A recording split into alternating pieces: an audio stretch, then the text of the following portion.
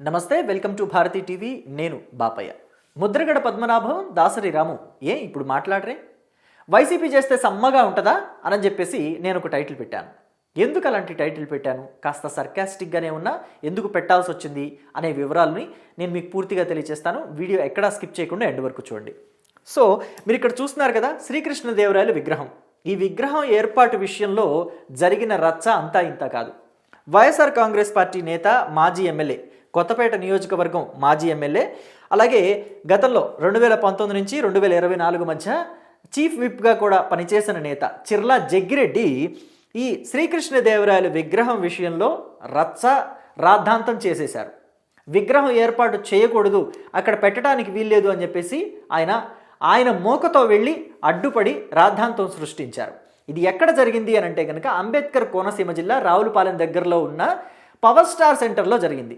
Power star సెంటర్లో కాపు సామాజిక వర్గం నేతలు, కార్యకర్తలు, లేకపోతే ఆ సామాజిక వర్గంలోని యువత వాళ్ళంతా కూడా శ్రీకృష్ణదేవరాయల విగ్రహాన్ని అక్కడ ఏర్పాటు చేయాలని చెప్పి భావించారు.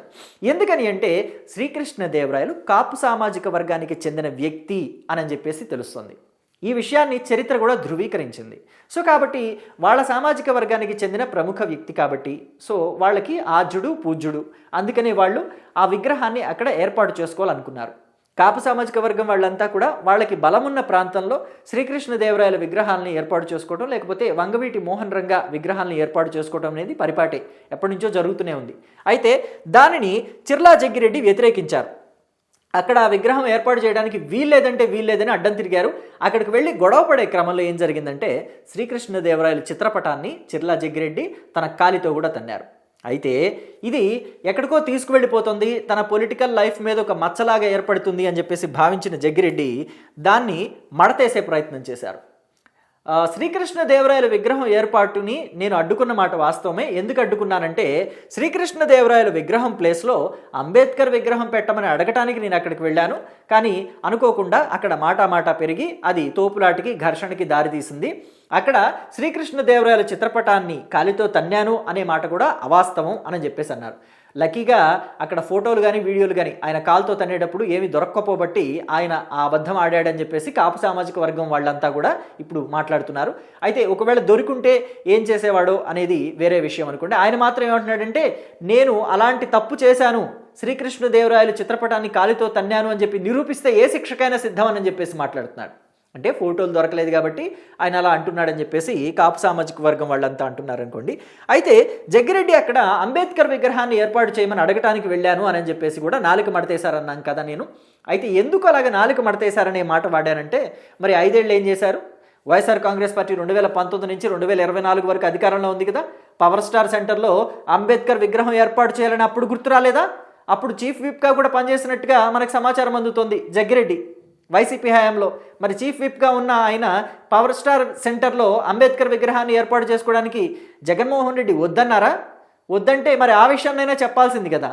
సో అయితే ఇప్పుడు మాత్రం అంబేద్కర్ విగ్రహం ఏర్పాటు చేయించమని డిమాండ్ చేస్తున్నానంటూ శ్రీకృష్ణదేవరాయల్ని అవమానపరిచారు జగ్గిరెడ్డి. మరి జగ్గిరెడ్డి ఇంత అవమానం చేస్తే కాపు సామాజిక వర్గానికి చెందిన వాళ్ళ అంటే హిస్టారికల్ పర్సన్ కదా ఆయన శ్రీకృష్ణదేవరాయలు అని అంటే, ఆయనకే అంత అవమానం జరిగితే దాసరి రాము ఏం చేస్తున్నాడు, ముద్రగడ పద్మనాభం ఏం చేస్తున్నారు? ముందుగా మనం దాసరి రాము గురించి మాట్లాడుకుందాం. దాసరి రాము అసలు కాపు సామాజిక వర్గానికి ఏ అన్యాయం జరిగినా లేకపోతే చిన్న అవమానం జరిగినా అక్కడికి వెళ్ళిపోయి మాట్లాడతారు. మాట్లాడాలి కూడా. ఎందుకంటే కాపు బలిజ జాయింట్ యాక్షన్ కమిటీకి చైర్మన్గా ఉన్నానని కూడా ఆయన చెప్పుకుంటారు.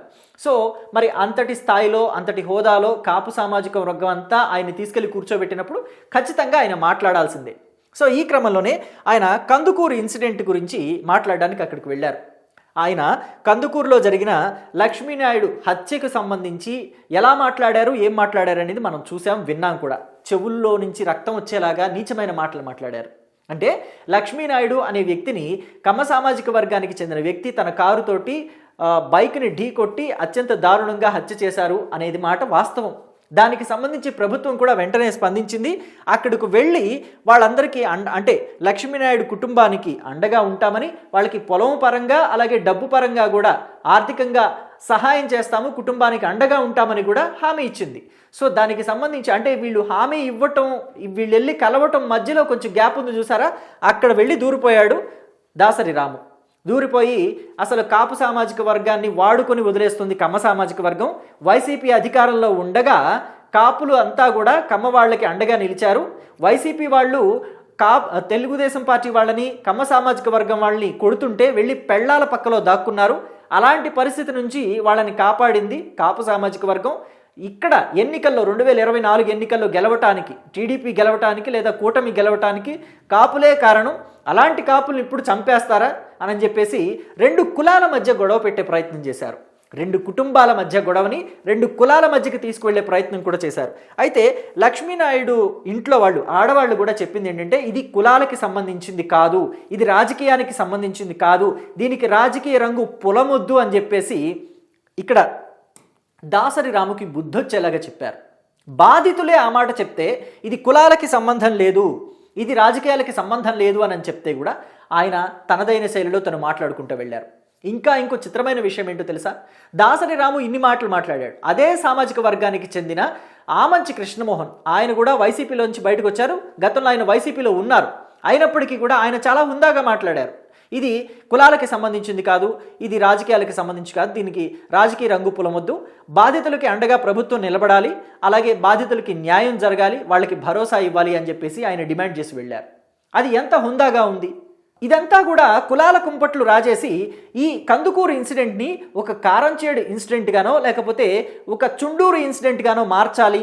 అలా మార్చి కాపులని కమ్మవాళ్ళని వేరు చేసేయాలి, రాజకీయంగా జగన్మోహన్ రెడ్డికి లబ్ధి చేకూర్చాలి అన్నది వీళ్ళ ఉద్దేశం.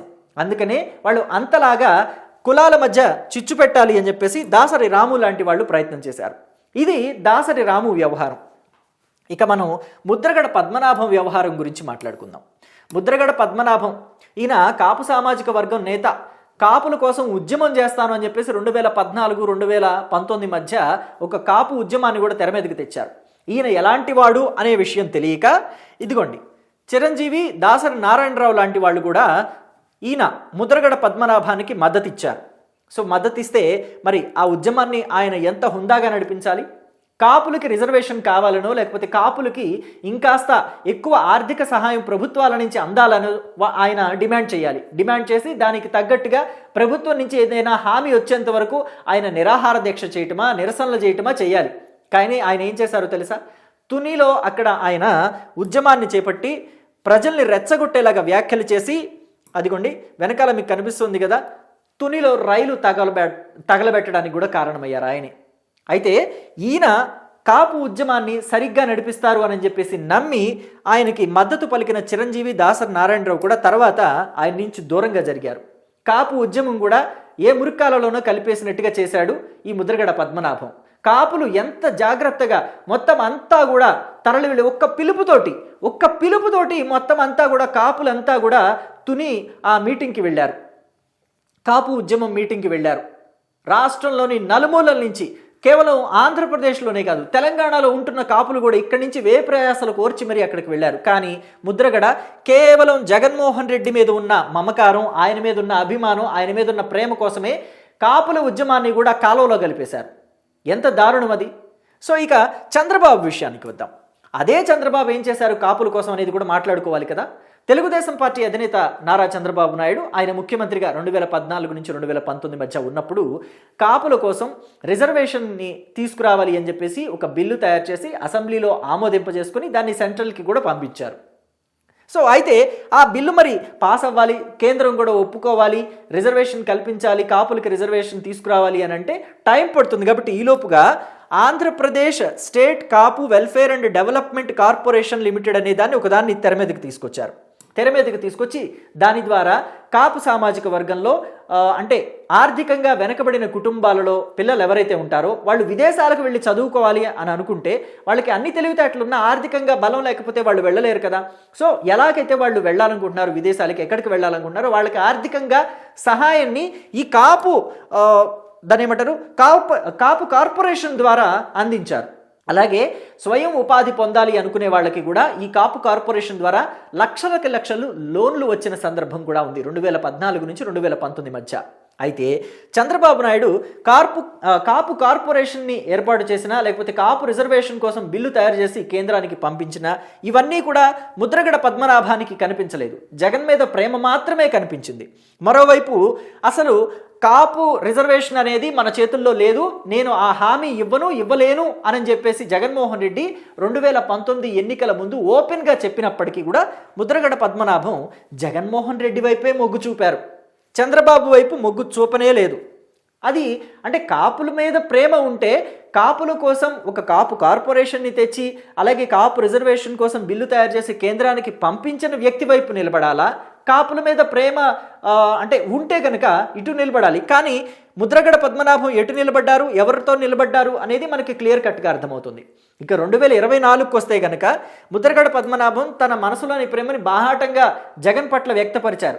పవన్ కళ్యాణ్ని ఓడించి తీరుతాను పిఠాపురంలో అని చెప్పేసి శపథం చేశారు. తన పేరును కూడా మార్చుకుంటాను పవన్ కళ్యాణ్ ఓడిపోకపోతే అని చెప్పేసి ఆయన ముద్రగడ పద్మనాభ రెడ్డి అని మార్చుకోవాల్సి వచ్చింది. పవన్ కళ్యాణ్ అత్యధిక మెజారిటీ తోటి పిఠాపురంలో వంగా గీత మీద గెలవటంతో పరువు పోగొట్టుకున్నారు ముద్రగడ పద్మనాభం. జగన్ సమక్షంలోనే ఆయన 2024 ఎన్నికల కన్నా ముందు వైసీపీలో జాయిన్ అయ్యి పవన్ కళ్యాణ్ మీద ద్వేషాన్ని ఎలా వెళ్ళగక్కారో మనం అంతా కూడా చూసాం. ఏమైంది? జనసేన పార్టీ 21 సీట్లలో కంటెస్ట్ చేస్తే 21 సీట్లు గెలుచుకొని అసెంబ్లీకి అడుగుపెట్టింది.